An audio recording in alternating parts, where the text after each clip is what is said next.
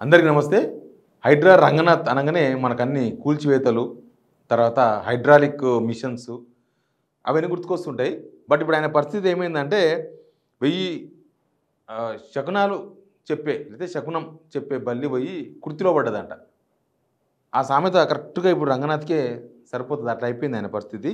ఏమైందంటే బక్కా జెర్సన్ అన్న ఇడుస్తలేడు అస్సలు. అస్సలు ఇడుస్తలేడు. ఆయన ఇడవడకపోవడానికి చాలా కారణాలున్నాయి. మరి హైడ్రా ఏమన్నా తమాషా చేసిందా? జనాల ఇల్లు కొలగొట్టలేపోయి పర్మిషన్ ఉన్నా కూడా మాకు సంబంధం లేదు, కలెక్టర్‌కు సంబంధం లేదు, ఎవ్వరికి సంబంధం లేదు. మేము మా మిషన్ వచ్చిందంటే ఇంక కూల్చేసుడే. మాకేం కోర్టులు లేవు, గేటులు లేవు.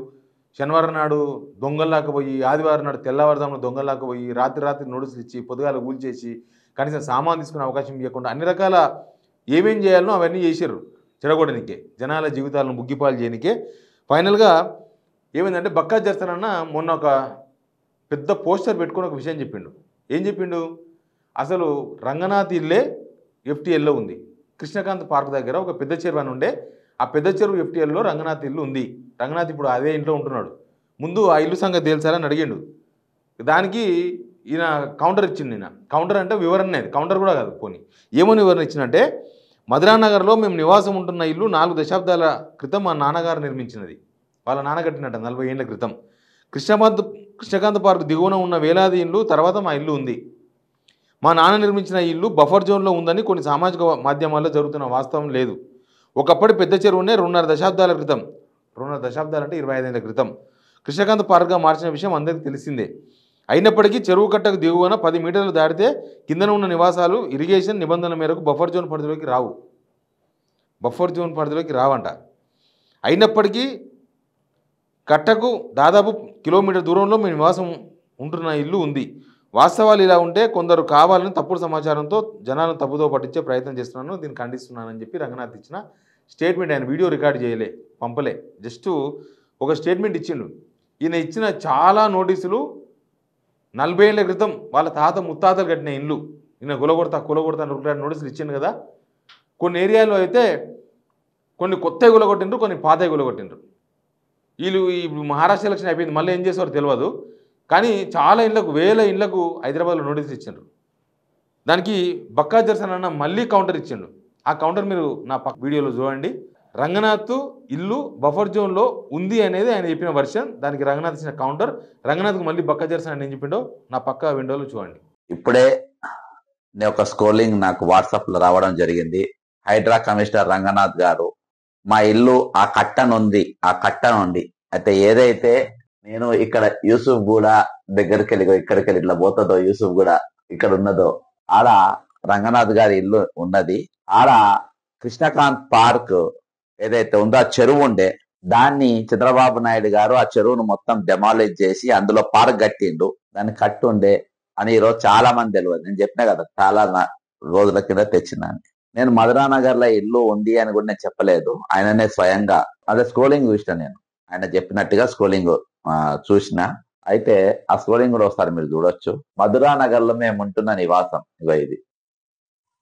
మేము ఉంటున్న నివాసం 4 దశాబ్దాల క్రితం మా పూర్వీకులు కట్టిండ్రు అని చెప్పి స్క్రోలింగ్స్ అది స్క్రీన్ రికార్డింగ్ చేసి ఇందులో పెట్టడం జరిగింది. కట్టకు కిలోమీటర్ దూరంలో మా నివాసం ఉంది రంగనాథ్ అని చెప్పేసి రంగనాథ్ గారే చెప్పిండ్రు. ఇది స్క్రోలింగ్ స్క్రీన్ షాట్. ఓకేనా, ఇది ఇట్లా పెడతాం పక్కన. నేను ఒకటి చెప్తున్నా, ఇప్పుడు మీరు హైడ్రా కమిషనర్ గా ఉన్నారు రంగనాథ్ గారు.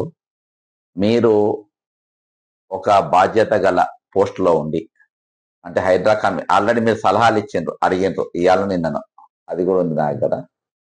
మీరు సలహాలు అడిగిండ్రు. ఆ సలహాలలో కూడా మీరు ఏం అడిగిందంటే, మీరు ఎవరైనా చెరువులు ఎక్కడున్నాయి, అక్కడ ఏం కడుతుండ్రు, ఏం చేస్తుండ్రు అని ఏమైనా సలహాలు ఇవ్వదలుచుకుంటే ఇవ్వచ్చు అని చెప్పి మీరు అడగడం జరిగింది.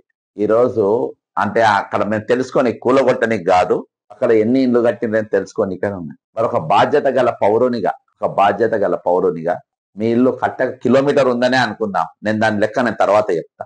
కట్టకు కిలోమీటర్ దూరంలో మీరు ఉన్నాం. కట్టమైసమ్మ టెంపుల్ కిలోమీటర్ దూరంలో ఇది ఉంది. 4 దశాబ్దాల క్రితం కట్టిండ్రు అని అన్నారు. చాలా మంది ఈ రోజు ఆత్మహత్య చేసుకున్న వాళ్ళు గాని, ఒక లేడీ ఆమె పెద్ద మనిషి వాళ్ళ బిడ్డ ఇల్లు పోతుందంటారు. చాలా మంది అందరు కూడా రీజన్స్ చెప్పిండ్రు. మా ఇల్లు ఎందుకు కూలగొట్టద్దు, ఎందుకు చేయొద్దు, మాకు రిజిస్ట్రేషన్ డాక్యుమెంట్స్ ఉన్నాయి, అన్ని ఉన్నాయి అని చెప్పేసి అందరు చెప్పారు. అయినా కానీ మీరు డ్యూటీ మీరు చేసిండ్రు. కాబట్టి అంటే నేను నాగార్జునదైనా ఎవరిదైనా ఎవరు డిఫెండ్ చేయనికి లేదు, లేని ఇక్కడ నేను ఎవరిని ఆపనికి లేదు. But rule is meant for all. Rule అంటే రూల్ అందరికి ఒకటే. ఈరోజు మీరు కృష్ణకాంత్ పార్క్ అంత పెద్ద చెరువు అంటే 100 ఎకరాల విస్తీర్ణంలో ఉన్నట్టు ఆ చెరువు మొత్తానికి మీరు ఒకటి మాత్రం నాకు హెల్ప్ చేసింది ఏంటంటే, అసలు జడ్సన్ చెప్పింది ఇది నిజమా అనే క్వశ్చన్ మాకు చాలా మందికి ఉండే. దమ్ముంటే ఇల్లు చూపియపోయినాం అని చెప్పి కూడా అడిగింది. నేను వర్క్ ఎట్లా చేస్తానంటే మీకు బాగా తెలుసు, ఎవరికైనా తెలుసు. నేను ప్రూఫ్స్ లేనిది నేను అస్సలు పోను.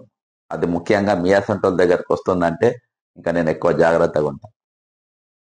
అందుకని నేను ఎక్కడ కూడా ఇక్కడ ఖచ్చితంగా ఇది ఉంది మీరే చెప్పాలి అని చెప్పి నేను చెప్పిన. నేను అక్కడ నన్ను మీరిద్దరు ప్లేస్మెంట్ తీసుకొని ఆ చెరువు ఎక్కడి దాకా ఉండే ఏందని నేను చెప్పగలుగుతాను నేను. అయితే ఈరోజు ఒక బాధ్యత గల ప్లేస్ లో ఉండి ఆడ చెరువు ఉండే అని మీకు తెలిసి, అది కృష్ణకాంత్ చెరువు అనేది ఇదివరకు పెద్ద చెరువు అనేది మీకు తెలిసి, ఈరోజు మీరు దాని గురించి మా పూర్వీకులు కూడా ఇక్కడ ఇల్లు కట్టుకున్నారు, కానీ మా పూర్వీకులు మా తాతలు మరి అక్కడ కొలిసి 100 కిలోమీటర్ దూరంలో అంటే చెరువు కట్టకెళ్ళి కిలోమీటర్ దూరం వచ్చినా కొలుసుకొని మరి ఇల్లు కట్టుకుండ్రు అని మీరు ఎందుకు చెప్పలేదు? నంబర్ 1. కట్టకు ఆనుకొని ఉన్న ఇండ్ల గురించి మీరు ఎందుకు మాట్లాడలేదు? ఈరోజు ఎక్కడెక్కడనో చెరువుల దగ్గర ఉన్న ఇండ్లని మీరు గులగొట్టింది కదా, కట్టకెళ్ళి కిలోమీటర్ దూరంలో మీ ఇల్లు ఉందన్నారు కదా, మరి కట్ట దగ్గర ఉన్న ఇండ్లకు మీరు నోటీసులు ఎందుకు ఇవ్వలేదు? అసలు ఆ చెరువుల పార్కే కట్టిందని చెప్పి మీరు ఎందుకు చెప్పలేదు?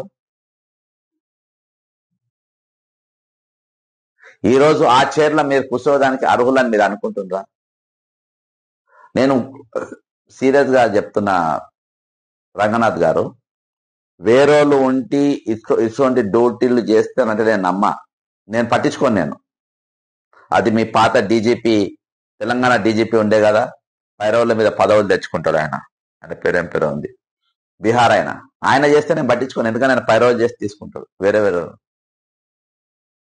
కానీ నిజాయితీ గల ఆఫీసర్లు కొంతమంది ఉంటారు, వాళ్ళు తప్పు చేసింది ఎక్కడ చేసినట్టు అది నేను జీర్ణించుకోలేను.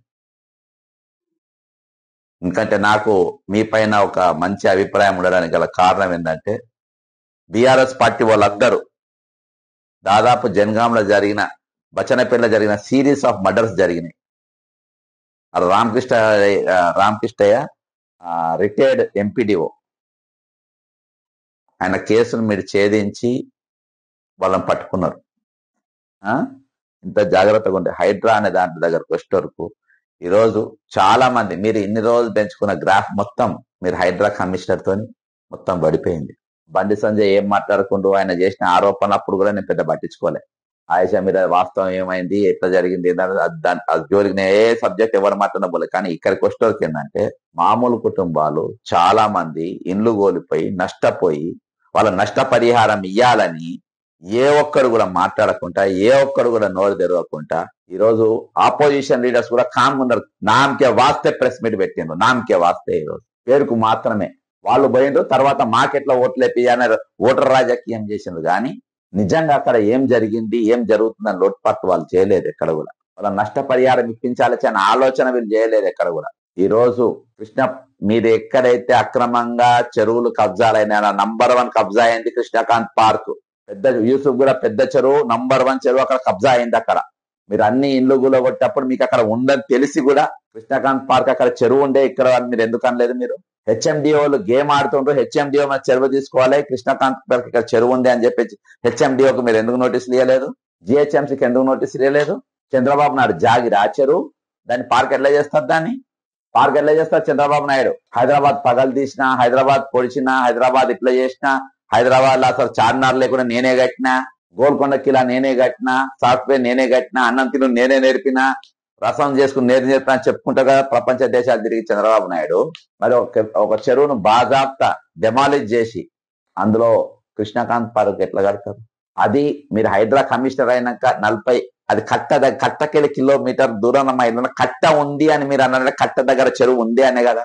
ఇవాళ చెరువు ఉన్నా లేదన్నా అక్కడ కూలగొట్టే, కానీ కట్టకెళ్ళి కిలోమీటర్ చెరువు ఉందని మీకు తెలుసు. అక్కడ ఇప్పుడు మీ ఇల్లు బఫర్ జోన్ లో ఉన్నదనేది పాయింట్ కంటే ఈరోజు కట్ట ఉంది అక్కడ చెరువు ఉంది అని మీరు అన్నారు చూసినావా? మరి ఆ చెరువు ఉందని మీకు తెలిసినాక అక్కడ కృష్ణకాంత్ పార్క్ ఎందుకు ఉంది? అక్కడ